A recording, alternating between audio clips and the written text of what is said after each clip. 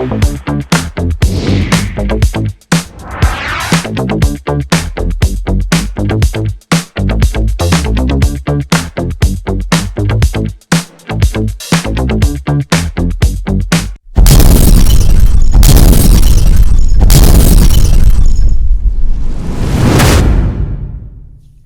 there. Good day, wherever you are in the world.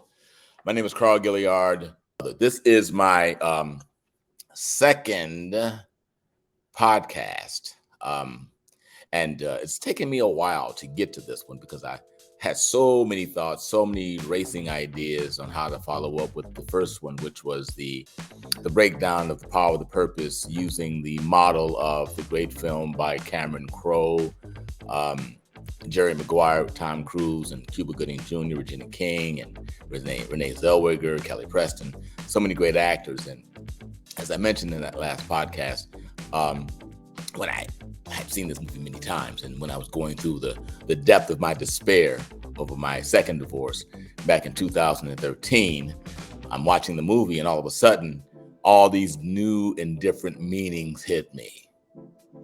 So it was like this convergence, perfect storm, as it were, of all these different ideas regarding how men choose their mate, what men should look for in a mate if they are interested in marriage. If you're trying to do something else, just kind of play around and have fun, it really doesn't apply as much. But if you're looking for a lifelong mate, how should a man pursue that?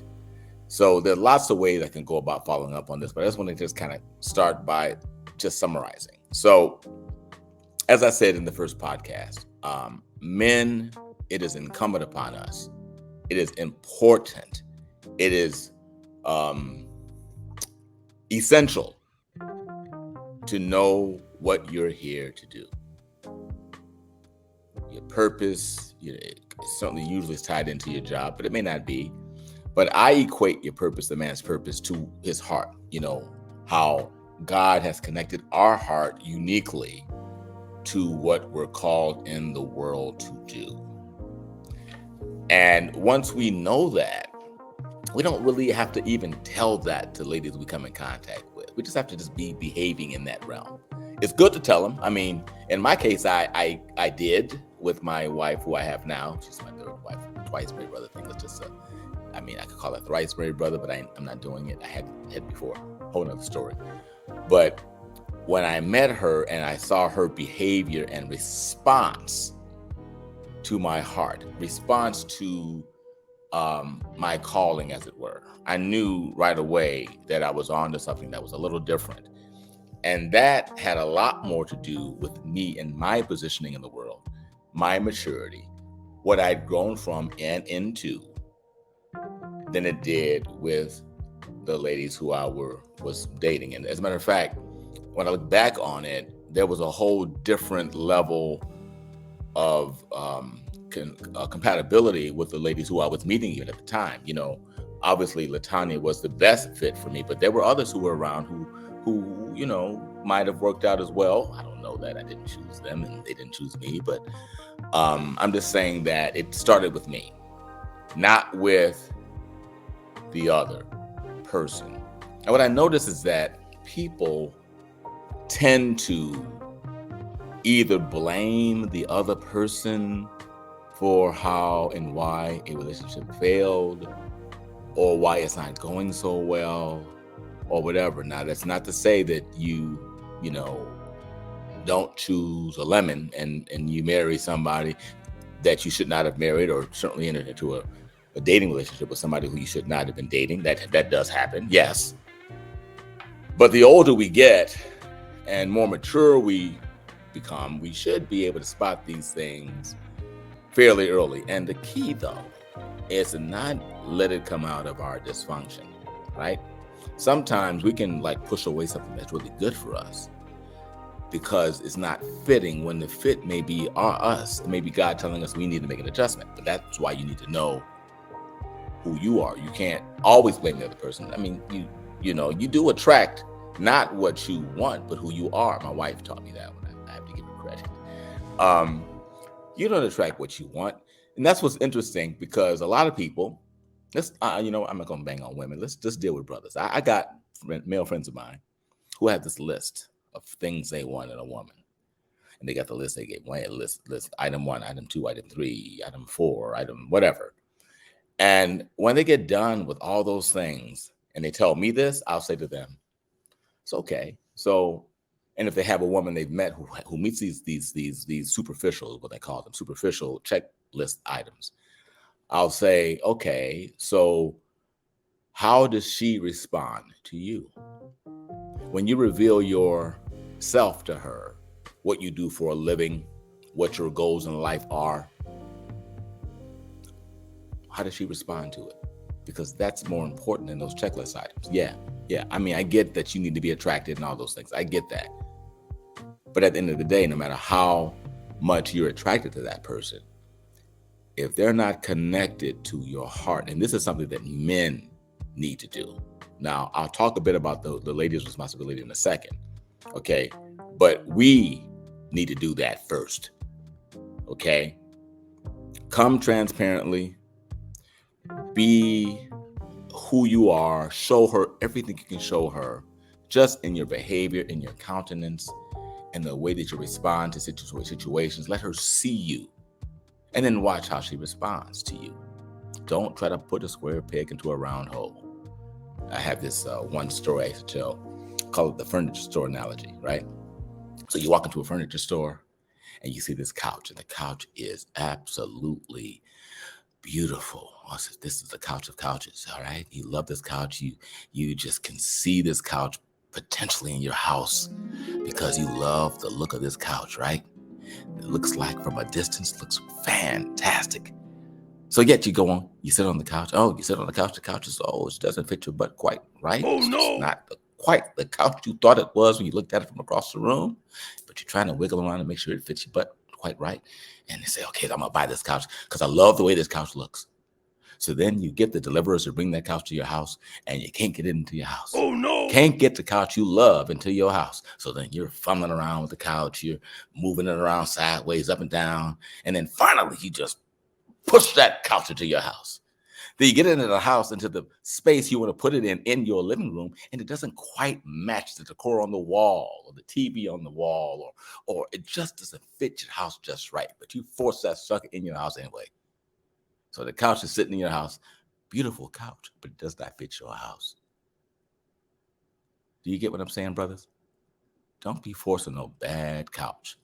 Though it may look like a good looking couch, may feel good on this, the fabric looks good, but it's in your house and it sticks out like a sore thumb. Don't do that.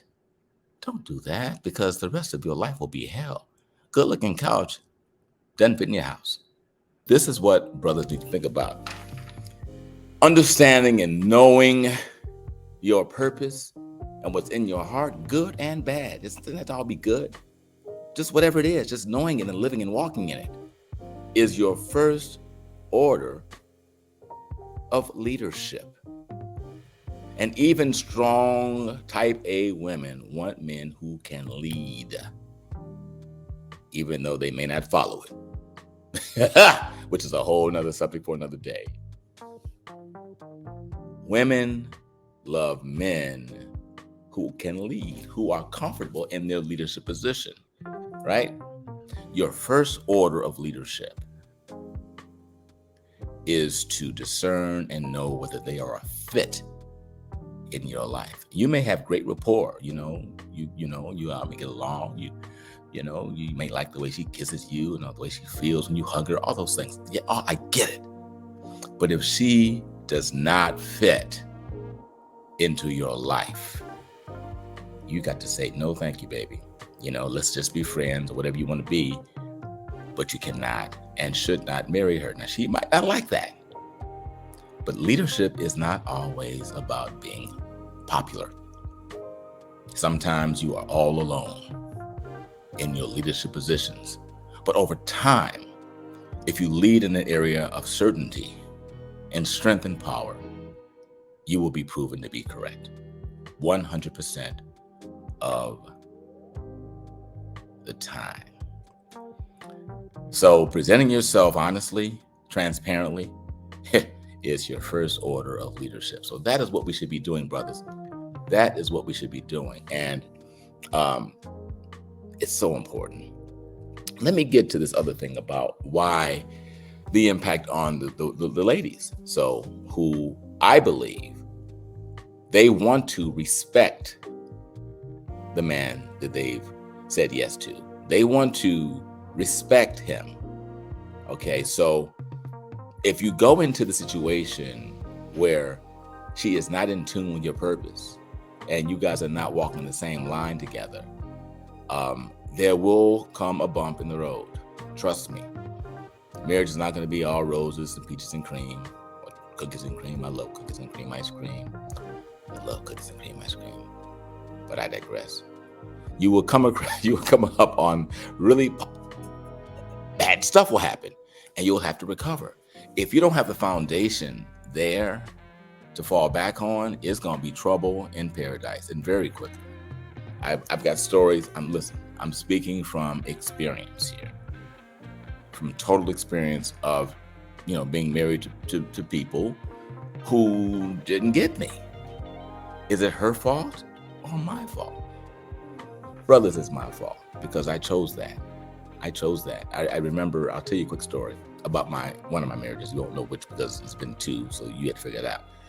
So one of my marriages, I was working for Variety, the entertainment trade paper. It was a really good job. I was a senior account manager. And we had met at a certain time, and I was working for Variety. Like maybe 3 or 4 weeks after we started dating, I lost my job. And then tried to find another job and was finding difficulty in my field of ad sales, finding another comparable job. So I started acting again. And my acting business was kind of taking off. I was getting a few jobs and this and that, and I was doing a couple of other independent contractor things in sales. I was doing independent contracting work for a couple of publications, which was pretty cool. I was making decent money. In fact, for the first 4 or 5 years I was married to this person, I was making more money than her, even though I didn't have a 9-to-5 job like she had. So let's go back to the dating process. I was very uncomfortable with getting married to her so quickly because I didn't have a job in that sense. And I said to her, I said, listen, I do want to marry you, but I want to take more time. Let's wait until the next year and let's get married. In fact, I want to get married around my birthday, the birthday weekend. My birthday fell on like a Friday or Saturday that year. And I said, let's get married on my birthday weekend. And we agreed to that. So this is the kind of the summer's April, and we're moving into the summer. And then she wanted to move the date up to November. And I said, I didn't want to do that. I felt uncomfortable doing that because of my money situation, right? So anyway, this is what she did. She went out and she bought her own ring. Okay, she bought her own ring, which I didn't tell her to do. She just did it on her own. And I proceeded to pay for this ring on time. I paid for the ring on time, but she went out and like on credit, bought this ring at Zales or one of those places like that, or one of these ring places. Then after that, she asked me first. Okay, she did. She moves the date up to November of the previous year. We're like in August, September. She moves the wedding date up. Now, I was uncomfortable with that. She did it anyway. Now, full disclosure, I could have said, don't do that. I refuse to show up for this wedding, and I'm not going to get married. We got to make it on this April date, and just stood my ground. I didn't do that. So I'm just telling you the story to get to the point I'm going to make when I'm done with it. She went on and made that move. I did not stand my ground on it, knowing that we should have waited and went along with it. There were a couple of other things that happened as well that were really big warning signs, right? I got married in November of that year, okay? The thing went left literally almost immediately, like on the honeymoon. I began to see some really bad stuff on the honeymoon. No. Why do I tell this story? Because it's important to, even when you're unpopular, to stand your ground when you know the right thing to do. You stand as a leader early, from the very, very beginning. You don't wait until you get married to try to do it, because now it's too late. Now you have basically created a monster.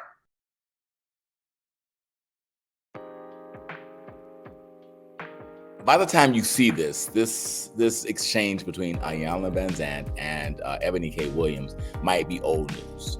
Right now it's hot. I posted this thing maybe a week and a half ago, and I'm going to share some other key points of this exchange that has not been in the press.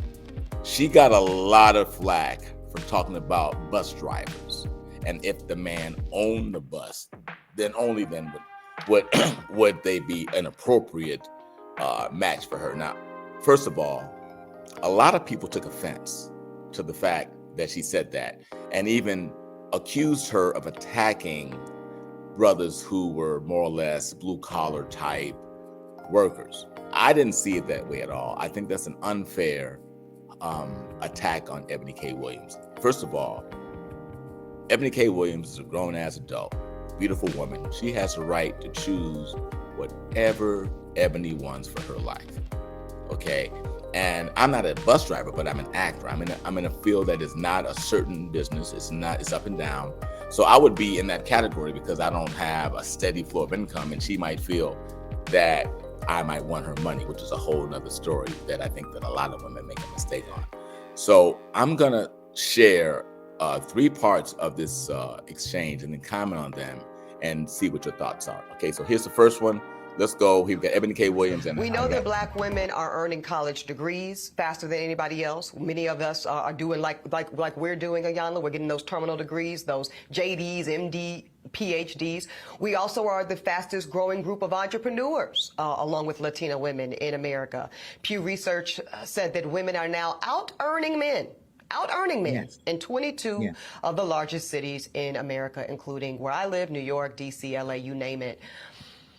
When we talk, and I know that you've said that you cannot teach a man or tell a man how to be a man, so I will not ask you to indict men in this question. But I do want you to speak, Iyanla, to how women need to,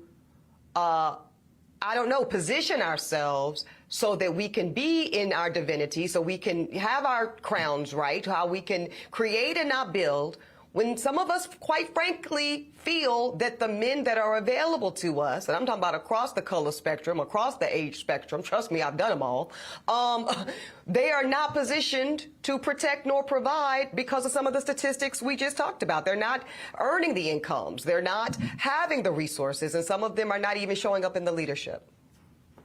Would you date a bus driver? Would you date if he owns the bus?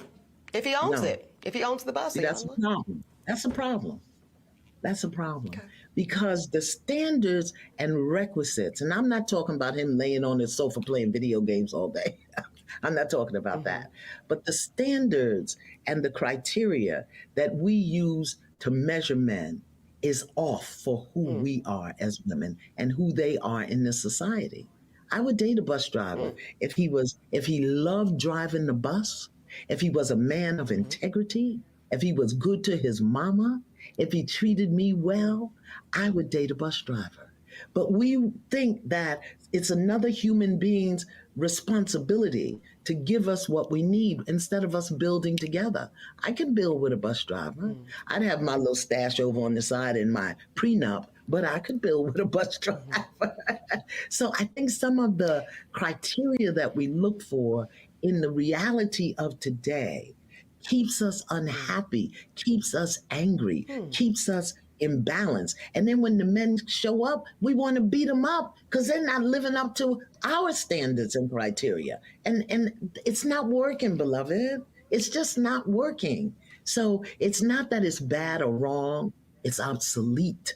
It's obsolete. We have to come up with a new way of being. I don't believe in carrying a man. A man has to do for himself. My son got his first job when he was 9. okay? Because you're a No. black man, you will know how to take care of yourself. But I think the way we measure it, it's just obsolete. I started the clip a little before to give it context than what we've seen. And we saw that Ebony broke down all of these, her own stipulations for what she wants, education. They are stepping into their leadership. And this is according to her. See, this is what she's lining up. Now, I don't agree with that, but I can see where she's coming from, and she has a right to want that. And let me just say this to those brothers out there who are blue collar, and the way she characterized it, totally incorrect. Brothers who are bus drivers, who are plumbers, different sorts of trade occupations, make really good money, are great men. They love their wives, in the way that Iyanla explained it. Do you like what you do? So this is a very key part of what Iyanla, I always mess her name up. What she's saying, do they like driving a bus? That's key. That's key. So here's where women need to understand where they lie in terms of the role that they have with the men they're choosing. If you meet a bus driver, he treats you well, he loves his mama. She talked about men taking care of themselves. When I was married to this one person, same person I mentioned earlier was talking about, she would always say that I couldn't take care of myself, which was like just I won't call it a lie because it sounds like I'm disparaging her, but it wasn't true. But that's what her reality was. Her reality was that because she wasn't connected to my purpose, she just didn't get it. Okay, so her way of dealing with that was to tell me that I was living off her, and that I couldn't take care of myself, which was not true at all. Okay, so that's why I go back to the whole leadership aspect. You have to lead in the beginning by isolating and knowing exactly who these women are and if they're connected to what you're doing in your life. That's more important than anything else. And here with Eboni K. Williams, it's just beyond her understanding. She has a whole different conceptualization of what what a successful man is. She came back later and did a whole thing about racism and stuff that really dug a deeper hole for her. God bless her. But she has every right to want that. And I will say, if you are a blue collar man, what makes Eboni K. Williams think, as beautiful as she is, and she is beautiful, that a blue collar man would want her? If I was single and I met an Eboni K. Williams, I would not in the slightest, given who Carl Gilliard is today, be interested in Eboni K. Williams. Not even a little bit. So to me, it's about choices, okay? And Ebony has every single right to feel the way that she feels. I'm going to run another clip of this as well right now. So here we go.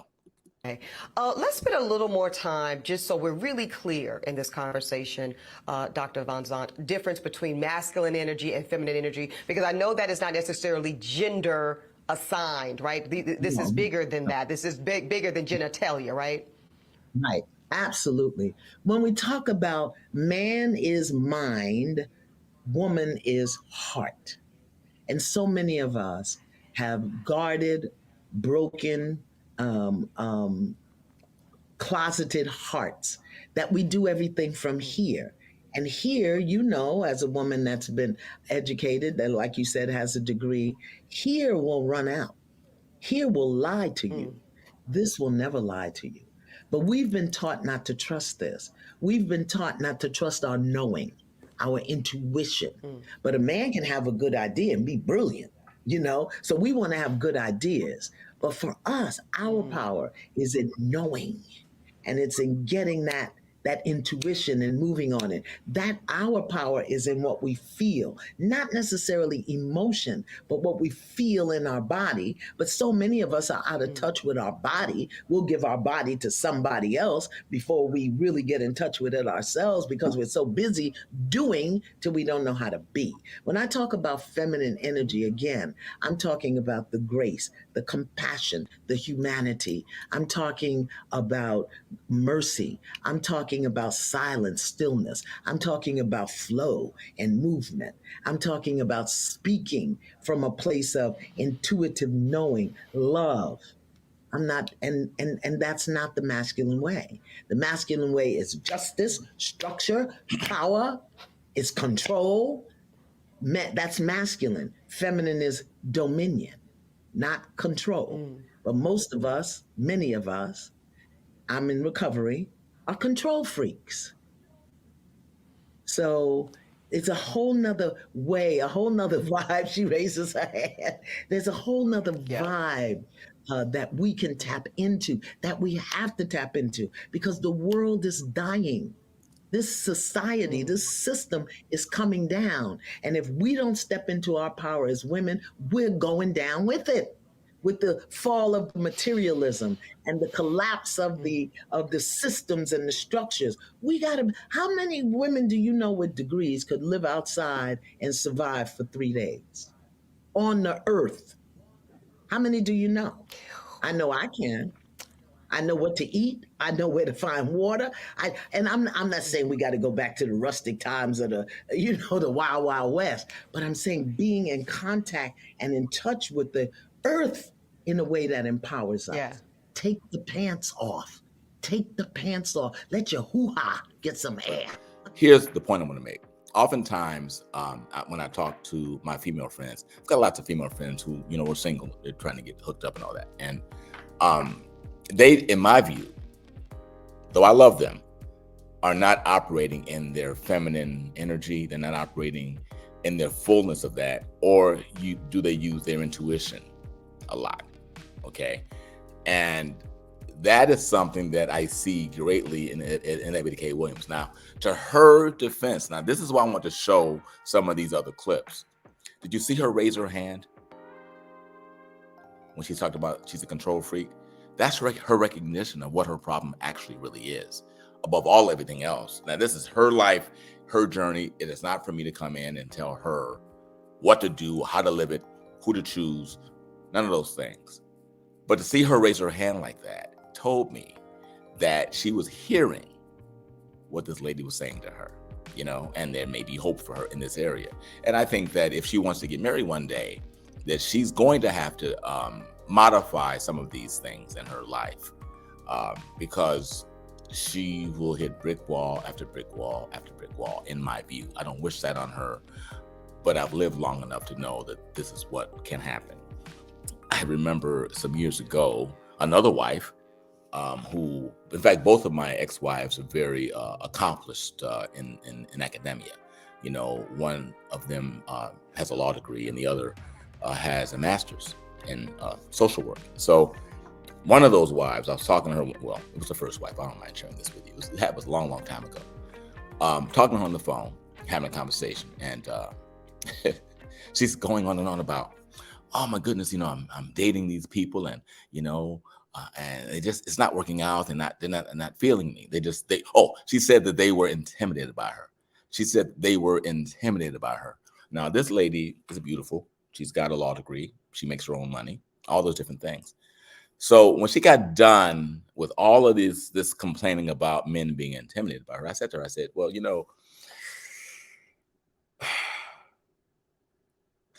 I know it looks like that. It looks like these men are intimidated by you, but the reality is they're just not interested.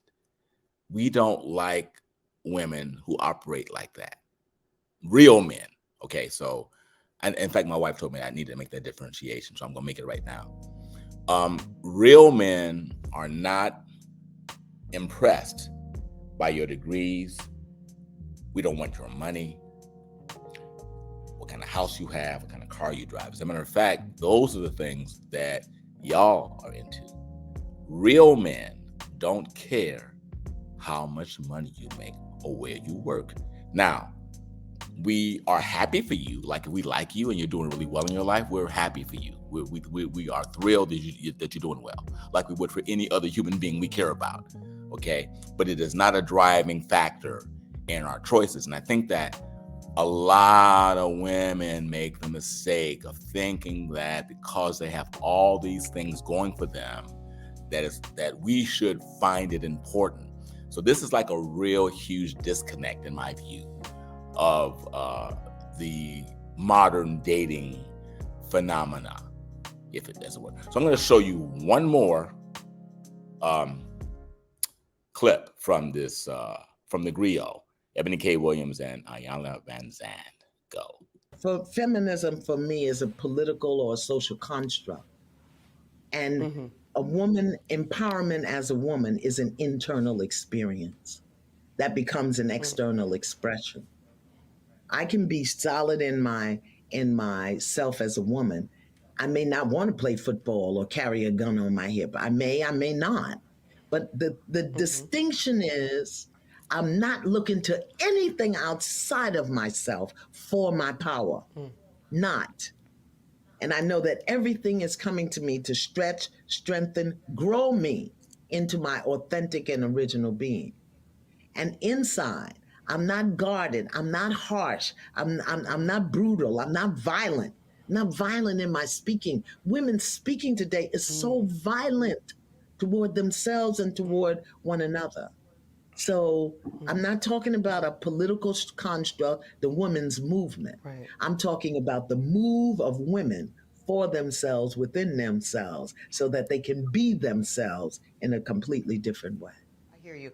One thing before you leave us, I have to ask one thing about dating. The reality is there are more men right now, Iyanla, on dating apps and seeking partnership than there even are women, contrary to popular belief.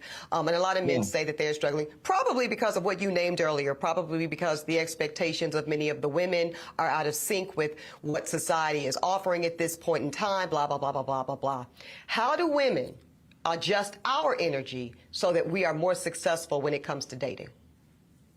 If we're looking to date. Do we just want to date, or do we want to be partnered? That's one thing. If you have in your consciousness you want to date, you can date forever because you're going to find something wrong with everybody. But if you want to be partnered, my question is, what is your vision? What is it that you see for yourself, within yourself, about being in partnership? And are you willing to be in partnership as a woman, or do you want to be a dude having a relationship with a man? And when I say a dude, I mean how you manage yourself, how you talk to men. We got to stop talking to these men like they're boys. Even if he is driving the bus and he don't own it, or picking up trash, even if he did 7.5 to 15, that doesn't give us a right to use this divine instrument called a throat and a voice to demean somebody. But you know what? If we demean each other, we're going to demean our men.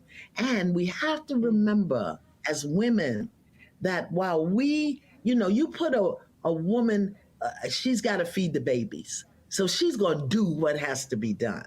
We have a level of tenacity that many men haven't experienced, particularly men of color, because their genetic memory is that if they're too much, if they're too grown, if they're too big, if they're too smart, they're going to get hung. That's a genetic memory. Yeah. So we have to understand that who they are as men, I don't want to say is fragile or delicate, but it's more sensitive to our mouth.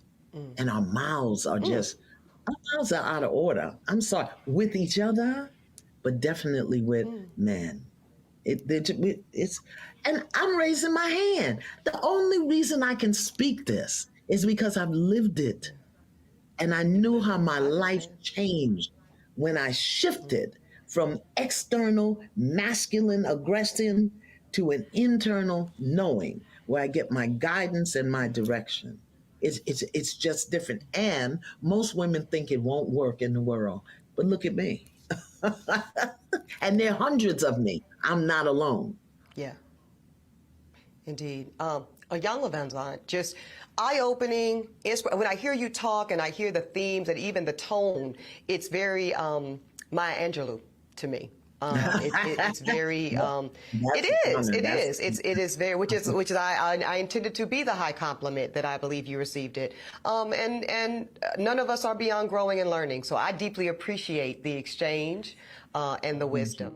Okay, so I'm gonna wind this up, but did you see how Ebony K. Williams, how she evolved over the course of that interview?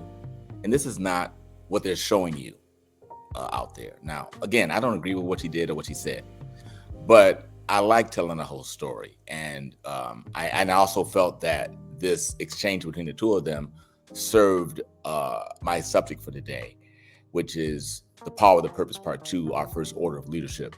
We as men have to choose wisely, okay? And most men, though Ebony's beautiful, likely would not choose Ebony K. Williams, not because she's not beautiful or not that she's not accomplished. It's just that she wouldn't fit into the lives of a lot of guys. But I'll leave you with this. In my view, I'm not a woman, so you ain't gotta listen to me. If I was a high earner, right, making a lot of money, law degree, doing well, making a bunch of dough, I would evaluate what my life needs, more so than how much money the man makes or if he owns the bus. Because again, real men don't care how much money you make. They want to build something. If I was found by a man who loved what he did, can take care of himself, also had huge potential, that you as a helpmeet, which is your role by definition as a wife, can elevate that dude because you're connected to his heart, that's a really good choice for you over the long term. It's a really good choice. Women should look for men whose purpose they connect to. It doesn't mean you can't still have your thing you're doing, your life, your career. It doesn't mean any of that. It just means that you can operate in the fullness of wifedom with the man whose purpose you connect to. So that's my advice for you as we wind this Twice Married Brother podcast down to the 0 hour. So anyway, you guys, thank you for watching today. Catch you next time. We're going to be coming in with some cool people. I'm going to come on with my wife. I got a really great friend I just met here in Atlanta. His name is Daryl Jackson. He's going to be my my sidekick, my Ed McMahon, so to speak. Brilliant brother. Looking forward to bringing him on. So check out the next one. We'll be back next week. Be blessed. Carl Gilliard, the Twice Married Brother. Peace. 2 fingers.